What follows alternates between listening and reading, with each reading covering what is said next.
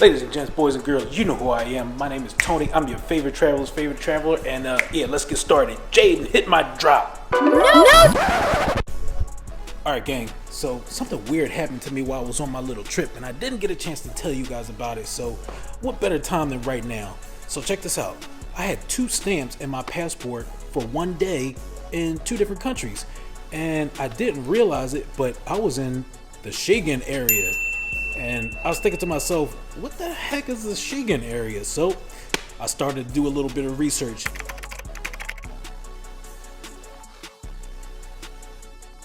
And I found out why I got 2 stamps in my passport for different places in 1 day. So let's dig into it. Let's go. All right, so check this out. Let's start with the basics. I got 2 stamps, one from Brussels right here, and the other one from the place called Riga in Latvia. So found out, like I said, both of these countries are part of the EU and the Schengen area.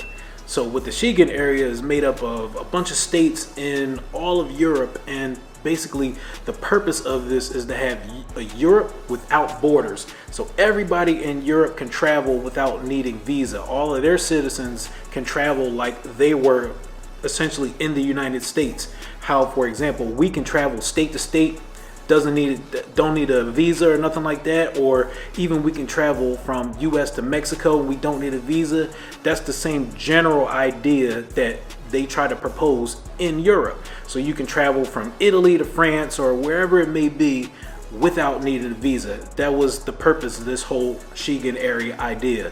So anyway, I didn't understand why I needed to get a visa, or I'm sorry, why I needed to get 2 stamps. Well, that's the thing. When I started to think about it and read what the Schengen area is and why they actually put it together, I understood.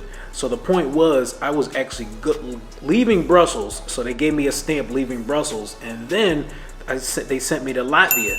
But the point is, I was actually leaving Latvia and going to Dubai.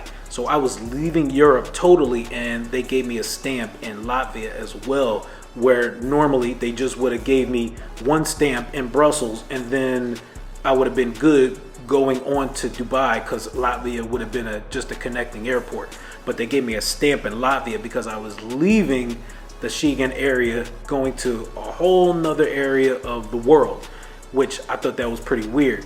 So anyway, I took some notes on what the Schengen area is and why we even care as United States citizens. So like I said before, this is for like 400 million Europeans, so they can travel between Europe without needing a visa or any other type of documents to move like from country to country. If you need a visa, that's the big thing. If you, as an American or even another citizen from another part of the world, want to stay in Europe in one of these Schengen area states, I looked it up. You actually have to get a visa, but that's if you want to stay longer than 90 days. And that visa is 86 euro or $96, give or take. So that's a little tip for you guys who actually want to stay in Europe and not just do a vacation thing like I did.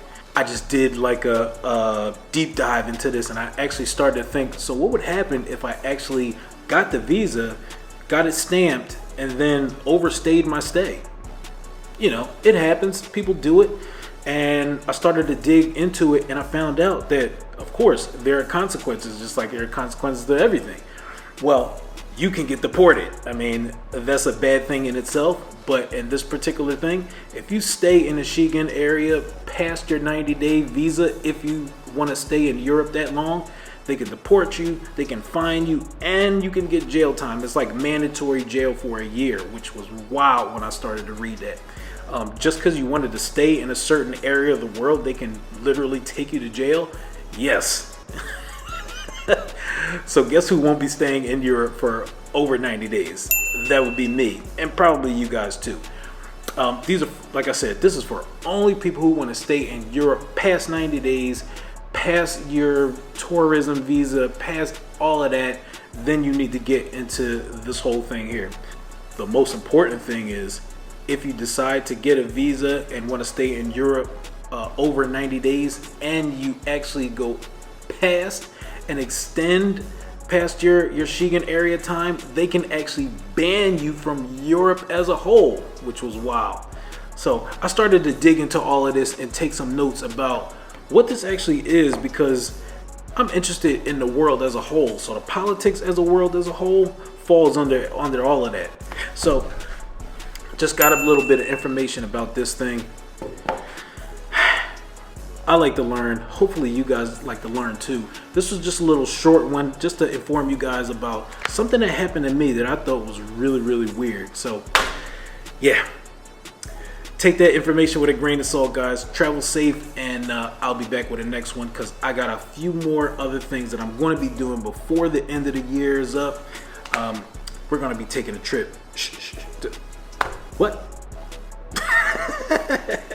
Anyway, let's end it here. This version of Tony versus the World is over. Let's go.